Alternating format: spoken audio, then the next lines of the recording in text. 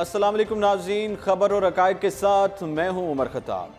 चीनी कौंसल खाने पर हमले की मनसूबाबंदी रॉ की मदद से अफगानिस्तान में की गई। Additional inspector general AIG Karachi अमीर शेख का कहना है कि चीनी कौंसल खाने पर हमले में भारतीय खुफिया agency research and analysis wing raw की मुलव्वस थी, जिसकी मनसूबाबंदी अफगानिस्तान में की गई थी। कराची में मीडिया से बातचीत करते हुए एडिशनल IG कराची ने बताया कि चीनी कौंसल खाने पर हमले के 5 सहूलतकारों को मुख्तलिफ कार्रवाइयों के दौरान कराची, कोयटा और खजदार से गिरफ्तार किया गया है। एडिशनल IG ने बताया कि यह हमला पाक चीन इक्तसादी राहदारी CPEC को मुतासर करके पाकिस्तान और चीन के ताल्लुकात में दरार पैदा करने की कोशिश के तहत किया गया था। उन्होंने मजीद कहा कि हमलावर चाहते थे कि चीनी शहरी कराची को गैर महफूज शहर समझें। अमीर शेख ने चीनी कौंसल खाने पर हमले की तफसीलात बताते हुए कहा कि तरबियत याफ्ता दहशतगर्द गुज़श्ता 4 माह से कौंसल खाने खास तौर पर उसके वीज़ा सेक्शन की रैकी कर रहे थे। अमीर शेख ने यह बताया कि दहशतगर्द कौंसल खाने के वीज़ा सेक्शन में बैठकर दरवाजे खुलने के औकात और दीगर तफसीलात का मुशाहिदा करते रहे थे। दहशतगर्दों ने ट्रेन के जरिए असलहा कोयटा से कराची पहुंचाया, जबकि असलहा और दीगर आलात को कराची के इलाके बल्दिया टाउन में एक घर में छुपाया गया था। एडिशनल IG कराची ने बताया कि हमले में मुलव्वस दहशतगर्दों ने जाली शनाख्ती कार्ड भी इस्तेमाल किए। उनका कहना था कि हम वफाकी तहकीकाती इदारे FIA और पाकिस्तान रेलवे को सिक्योरिटी तरीकाकार बेहतर बनाने के लिए खत लिख रहे हैं, ताकि national database and registration authority NADRA और रेलवे की सहूलियात का गलत इस्तेमाल नहीं किया जा सके, इससे बचा जा सके, इसका मिस यूज ना हो। और उन्होंने दहशतगर्दों के मोबाइल फोन से हासिल की गई तस्वीर भी शेयर की। उन्होंने बताया कि हमले के मास्टरमाइंड असलम उर्फ अच्छू का कज़न और उनकी बहनोई भी हमले में मुलव्वस थे। एडिशनल IG कराची ने बताया कि गलदम तंजीम बलूचिस्तान लिबरेशन आर्मी के अहम कमांडर असलम उर्फ अच्छू और दीगर खतरनाक दहशतगर्दों के अफगानिस्तान में एक हमले में हलाक होने की इत्तलात हैं, लेकिन उनकी लाश या कोई ठोस सबूत मिलने तक इस बात का यकीन नहीं किया जा सकता है।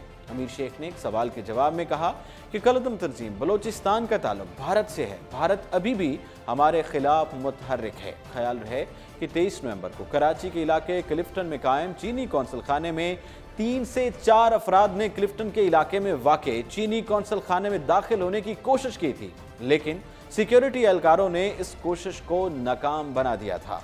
चीनी कौंसल खाने में हमले के दौरान 2 पुलिस एहलकार शहीद, 2 नामालूम अफराद जाम हक और एक सिक्योरिटी गार्ड जख्मी हो गया था, जबकि जवाबी कार्रवाई में 3 हमलावर और भी मारे गए थे। जिसके अगले ही रोज कानून नाफिज करने वाले इदारों ने कराची में कायम चीनी कौंसल खाने पर हमले में मुलव्वस कलदम तंजीम बलूचिस्तान लिबरेशन आर्मी के रुकन अब्दुल रज़ाक बलोच के 2 भाइयों को सूबा बलूचिस्तान के इलाके खरान से गिरफ्तार कर लिया था। भारत ने पाकिस्तान को दरियाए चनाब पर मुतनाज़ आबी मनसूबों के मुआयने का ग्रीन सिग्नल दे दिया है, जिसको पाकिस्तान को बहुत दिनों से इंतजार था। पाक भारत आबी तनाज़े में पेशरफ सामने आई है और तकरीबन 4 माह तवील इंतजार के बाद भारत ने दरियाए चनाब पर मुतनाज़ आबी मनसूबों के हवाले से पाकिस्तानी माहिरीन से मुआयने के लिए ग्रीन सिग्नल दे दिया है। वफाकी वज़ीर बराए आबी वसाइल फैसल वाडा ने इस इक़दाम को अहम पेशरफ्त करार देते हुए कहा कि 27 जनवरी से 1 जनवरी के दरमियान पाकिस्तानी कमिश्नर बराए इंडस वाटर मार अली शाह की सरबराही में एक वफ़द दरियाए चनाब पर मनसूबों के मुआयने के लिए दौरा करेगा। अपने ट्वीट्स में वफाकी वज़ीर ने कहा कि हम भारत की जानिब से इस जज्बे को खैर मकदम करते हैं और दीगर हल तलब मसाइल के लिए भी इस जज्बे की तवक्को करते हैं। फैसल वाडा ने मजीद लिखा कि सिंतास मुआहदे से मुतालिक पाकिस्तान और भारत के दरमियान कई दिहाइयों से तनाज़ा चल रहा है, लेकिन हमारी मुसलसल कोशिशों के बायस नई दिल्ली पाकिस्तानी माहिरीन के दौरे पर राजी हो गया है। दूसरी जानिब पाकिस्तान कमिश्नर महर अली शाह का कहना था कि पाकिस्तानी माहिरीन अपने दौरे में दरियाए चनाब पर बनने वाले 1000 मेगावाट जो का मंसूबा है और 48 मेगावाट के लोअर कॉलनल मुआयना करेंगे। और उन्होंने कहा कि सिंतास मुआहदे की खिलाफ वर्जी पर पाकिस्तान ने भरपूर आवाज़ बुलंद की है, जिस पर कामयाबी मिली है। मार अली शाह का मजीद कहना था कि भारत की जानिब से दरियाए चनाब पर बनाए जाने वाले दीगर मनसूबों के मुआयना के हवाले से भी मुस्बत इशारे दिए गए हैं। ये बात वाज़ेह रहे कि गुज़श्ता बरस अगस्त में भारत ने 1000 मेगावाट का मनसूबा और 48,000 के लोअर कॉलनल के 2 हाइड्रो पावर मनसूबों का पाकिस्तानी माहिरीन से मुआयना कराने का वादा किया था। ताहम कई महीनों से भारत अपने वादे को पूरा करने से कासिर था, जबकि पाकिस्तान की जानिब से कई मरतबा भारत से ये दरख्वास्त की गई थी कि वो पाकिस्तानी माहरीन को दरियाए चनाब पर मंसूबों के मुआयने की इजाज़त दे। वाज़ेह है कि इससे कब PCIW के 115वें इजलास के नतीजे में भारत ने इब्तदाई तौर पर दरियाए चनाब पर बनाए गए दोनों मंसूबों के पाकिस्तानी माहरीन से मुआयने का वक्त 7 से 11 अक्टूबर मुकर्रर किया था, लेकिन इसके बाद मुतलका इलाकों में बल्दियाती इंतखाबात के बायस उसे मुलतवी कर दिया गया।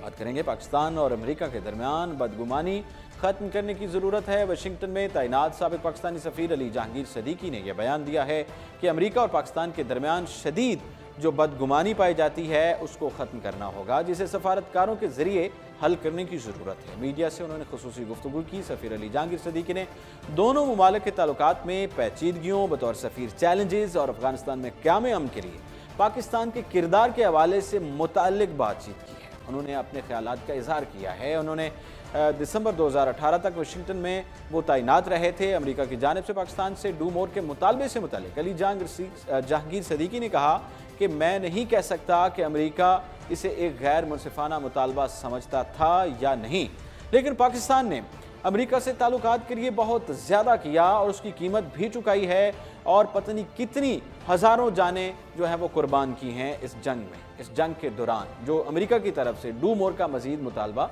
किया जाता रहा है। उनका कहना था कि ये वाज़ेह है कि अमेरिका की जनूबी एशिया के लिए हिकमत अमली कामयाब नहीं थी। साबिक पाकिस्तानी सफीर ने कहा कि पाकिस्तान और अमेरिका के मबैन एक तवील अरसे से वसी पैमाने पर मुज़ाकरात नहीं हुए, जिसकी वजह से दोनों तरफ की जानिब से वजाहत की ज़रूरत है। साबिक सदर बराक ओबामा के दौरे इक़्तिदार में भी स्ट्रेटेजिक मुज़ाकरात उस वक्त हुए जब दो तरफा ताल्लुकात बहुत तेज़ी से ख़राब हो रहे थे और इसलिए ये मसला काफ़ी संजीदा है। अली जहांगीर सदीकी ने कहा कि दोनों तरफ बदगुमानी छाई हुई है, जिसे खत्म करने की कोशिश करनी होगी। इसके लिए दोनों मुमालिक के रहनुमाओं को सफारतकारों के जरिए तारीखी मामलात पर तबादला ख्याल करके सब वाज़ेह करना होगा। पाकिस्तान और अमेरिका एक दूसरे को समझने में नाकाम है। इस हवाले से उनका कहना था कि मैं नहीं समझता कि ऐसा है। दोनों मुमालिक की ब्यूरोक्रेसी बेहतरीन है, लेकिन हमारे मुकाबले में अमेरिकी सियासी निज़ाम ब्यूरोक्रेसी पर असरअंदाज होता है, इसलिए उनके निज़ाम में सियासी रुख ज़्यादा मजबूत है। उन्होंने मज़ीद कहा कि दोनों मुमालिक एक दूसरे को अच्छी तरह समझते हैं। हमारी खारजा पॉलिसी की नज़र से देखें तो मैंने ये मुशाहिदा किया है कि हम मुख्तसर मुद्दती मसाइल और बहरान के हल में मशरूफ़ हैं, जबकि अमेरिका से मुतालिक तवील और मुद्दती पॉलिसी पर महदूद मनसूबाबंदी की गई है। अमेरिका के मुतालबे पर अफगानिस्तान में क़याम अमन के लिए पाकिस्तान के किरदार अदा करने से मुतालिक सवाल पर उनका ये कहना था कि तमाम अफ्रीकैन को मुज़ाकरात के लिए राज़ी करने के लिए हमने हर मुमकिन कोशिश की, लेकिन उन मुज़ाकरात के नताइज का तयन पाकिस्तानी नहीं बल्कि अमरीकी और अफगान शहरियों की जानिब से किया जाएगा। उनका मज़ीद कहना था कि अमरीका या अमरीकी ये समझते हैं कि हम इसके लिए भरपूर कोशिश कर रहे हैं, क्योंकि सिर्फ अफगानिस्तान में अमन एक अजीम मकसद नहीं बल्कि पाकिस्तान में भी इस तनाज़े की वजह से दहशतगर्दी का बदतरीन शिकार हुआ है और इसीलिए हम एक पुरअमन अफगानिस्तान चाहते हैं। हमारी ख्वाहिश है कि हमारे पड़ोसी मुल्क में अमन हो। अगर वहाँ अमन होगा, वहाँ पर सुकून होगा, तो पूरे खित्ते में अमन होगा। जब उनसे सवाल किया गया कि पाकिस्तानी अक्सर कहते हैं हम इमदाद नहीं तिजारत चाहते हैं, तो वो संजीदा हैं या नहीं, सवाल से उन्होंने कहा कि मैं बाज़ औक़ात सोचता हूँ कि हमारे पॉलिसी साज़ों से यहाँ कुछ भूल रही है या उनसे कुछ भूल हुई है। उन्होंने कहा कि तिजारत नहीं, इमदाद अब ज़्यादा अरसे तक काबिल इतलात नहीं। इमदाद का अपना किरदार है, तिजारत का अपना, लेकिन टेक्नोलॉजी में बढ़ती हुई जिद्दत और दुनिया में दीगर तब्दीली की वजह से हमें कुछ नया देखने की ज़रूरत है, जो मुमकिन तौर पर तिजारत की बजाय टेक्नोलॉजी हो सकती है। ताहम मैं ये भी दोहराऊँगा कि तिजारत और इमदाद दोनों ही मुनासिब है। पाकिस्तान की स्ट्रेटेजिक लोकेशन से मुतालिक सवाल पर उन्होंने कहा कि हमारे पास स्ट्रेटेजिक लोकेशन है, जैसे हम कहते हैं कि हमारे पास नौजवान आबादी है, जो हकीकत पर एक तरफा पोजीशन लेने के मुतरादिफ है। एक तरफा पोजीशन अपने तौर पर दुरुस्त होते हुए भी नुकसानात को नज़रअंदाज करती है। उन्होंने कहा कि एक नौजवान आबादी का मतलब उन्हें मुलाजमत देने के लिए जदोजहद करना है, जबकि स्ट्रेटेजिक लोकेशन का मतलब जोग्राफियाई सियासत की पेचीदगी है।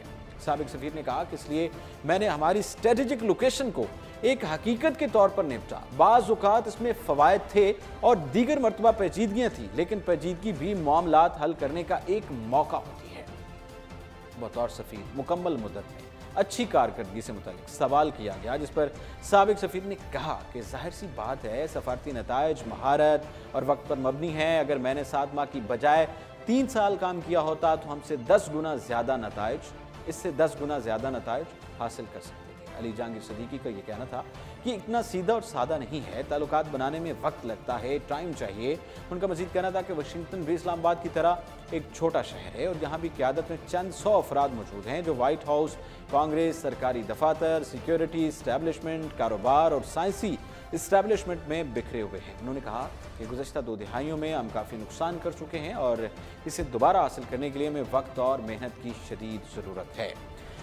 मेरे और चेयरमैन सेनेट के दरमियान इख्तलाफात नहीं है, ऐसा कहना है सलीम मांडवी वाला का। उन्होंने कहा कि deputy chairman senate Saleem Mandviwalla ने कि उनके और चेयरमैन सेनेट सादिक संजरानी के दरमियान इख्तलाफात की जो खबरें हैं वो गलत हैं। हमारे दरमियान कोई इख्तलाफात नहीं है, बल्कि कुछ मामलात में दोनों की आरा जो है वो मुख्तलिफ है। उनकी जो राह है, उनकी आरा जो है उसमें फ़र्क है। वफाकी दारुल-हुकूमत में प्रेस कॉन्फ्रेंस के दौरान उनका ये कहना था कि अमेरिका में साबिक पाकिस्तानी सफ़ीर अली जहांगीर सिद्दीकी और उनके वालिद की जानिब से उन्हें एक नोटिस दिया गया। उन्होंने कहा कि ये केस 1 साल पहले फ़ाइल किया गया जिसका कोई नोटिस मौसूल नहीं हुआ था। तो हम अब कुछ रोज़ कबल मेरे घर पर गिरफ्तारी के वारंट मौसूल हुए, जबकि एयर ब्लू में शेयर से मुतल्लिक एक ट्वीट पर केस भी बनाया गया। डिप्टी चेयरमैन का कहना था कि हम अदालत का एहतराम करते हैं और अदालत के बुलाने पर पेश भी होंगे, लेकिन हरीफों की जानिब से अदालत को झूठ बोलकर गुमराह भी किया गया। सलीम मांडवी वाला का कहना था कि वज़ीर ख़जाना असद उमर ने खुद कहा था कि एयर ब्लू के पार्टनर को सफ़ीर बनाया जा रहा है और मैं आज भी कहता हूँ कि अली जहांगीर सिद्दीकी एयर ब्लू के पार्टनर हैं और इसी वजह से उन्हें सफ़ीर लगाया गया। उन्होंने कहा कि अगर बात गलत साबित हो तो मैं माज़रत करने को तैयार हूँ, लेकिन बात सही हो तो फिर अली जहांगीर सिद्दीकी में भी जुर्रत होनी चाहिए। डिप्टी चेयरमैन सेनेट का कहना था कि साबिक़ वज़ीर-ए-आज़म शाहिद खान अब्बासी ये बात कहें कि अली जहांगीर सिद्दीकी उनके पार्टनर नहीं हैं। उन्होंने सवाल किया कि आज नैब इस मामले पर उनको क्यों नहीं बुलाता। अब तो ये बात वाज़ेह हो चुकी है कि अरकान पार्लियामेंट को डराया जा रहा है और इसका मतलब ये है कि कोई रुकन खड़ा होकर बात ही ना करे। सलीम मांडवी वाला ने कहा इस किस्म के नोटिस से अरकान पार्लियामेंट को डराया नहीं जा सकता। हम महसूस करते हैं कि ये नोटिस पार्लियामेंट पर हमला है। उन्होंने कहा कि मुझे अपना ट्वीट वापस लेने का कहा गया। मैं चेयरमैन सेनेट से कहता हूं कि इस मामले का नोटिस लें। डिप्टी चेयरमैन का ये मौक़िफ़ था कि अरकान सेनेट के खिलाफ इस किस्म का केस रजिस्टर्ड करने की सबसे पहले मैं मुखालफत करूंगा। चेयरमैन सेनेट के खिलाफ तहरीक लाने की अफवाहों को रद्द करते हुए उन्होंने कहा कि सादिक संजरानी के खिलाफ कोई तहरीक नहीं लाई जा रही। मेरे और चेयरमैन के दरमियान इख्तलाफात नहीं हैं, बल्कि कुछ मामलात में राय मुख्तलिफ है। ताहम उन्होंने ये अंदिया दिया कि अगर अपोजिशन जमातों ने कोई मुतफिका फैसला किया हो तो सादिक संजरानी जिस ऑफिस में बैठे हैं इस ऑफिस के खिलाफ तहरीक लाई जा सकती है। सुप्रीम कोर्ट का असगर खान केस बंद न करने का फैसला किया गया है। सुप्रीम कोर्ट ऑफ पाकिस्तान ने ये फैसला लिया है। Chief justice of Pakistan justice Saqib Nisar की सरबराही में सुप्रीम कोर्ट के 2 रुकनी बेंच ने आज असगर खान अमल दरामद केस की समाअत की। समाअत के आगाज़ पर चीफ जस्टिस ने रिमार्क्स दिए कि FIA ने फाइल बंद करने की इस्तदा की है, लेकिन हम कैसे अदालती हुक्म को ख़त्म कर दें। चीफ जस्टिस का मजीद कहना था कि असगर खान ने इतनी बड़ी कोशिश की थी, लेकिन जब अमल दरामद का वक्त आया तो FIA ने हाथ खड़े कर दिए।